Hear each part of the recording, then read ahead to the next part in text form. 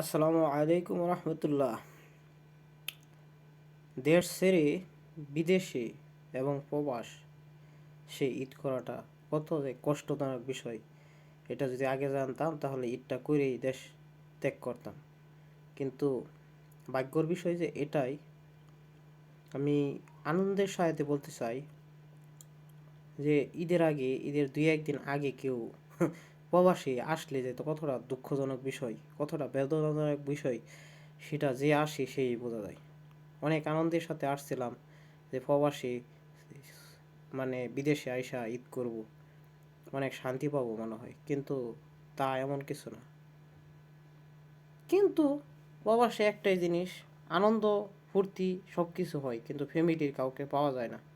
Family কারো সাথে কোনো কিছু শেয়ার করা যায় না, সবাই অপরিচিত। তাই ঈদের আগে বিদেশে আইসা মনটাকে মানাইতে পারি না। দেশের প্রতি অনেক মায়া হয়, আত্মীয় স্বজন, পাড়া প্রতিবেশী, মা, ভাই, বাইস্তা, বাতিজি, বাইগনা, বোন, বোন, দুলাভাইরা, সকলকে অনেক মিস করি। এবং কি আজকে বাংলাদেশে ঈদ, সেই উপলক্ষে বিদেশের নতুন ঈদ হিসাবে প্রবাসী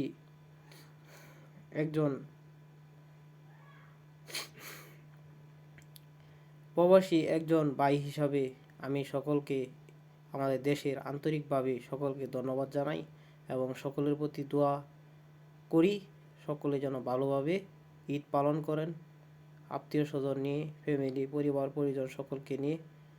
হ্যাঁ, আমাদের কপাল এতটাই খারাপ, কর মতো নাই।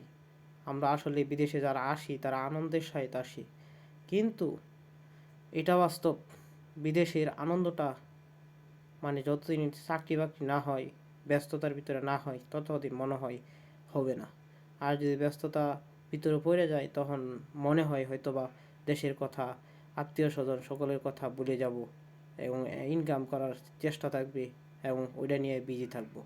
যাক, ওটা কোনো বিষয় না। সকলে ভালো থাকেন, সুস্থ থাকেন, দোয়া করি এবং আমার জন্য সকলে দোয়া করবেন। ইনশাআল্লাহ যদি বেঁচে থাকি আবার দেশে যাব, আবার পরিবার পরিজন আত্মীয় স্বজন সকলকে নিয়ে ঈদ করব, এই আশায় স্বপ্ন নিয়ে প্রবাসে পাড়ি দিয়েছি এবং পাড়ি দিচ্ছি। ইনশাআল্লাহ সবাই আমার জন্য দোয়া করবেন। আসসালামু আলাইকুম।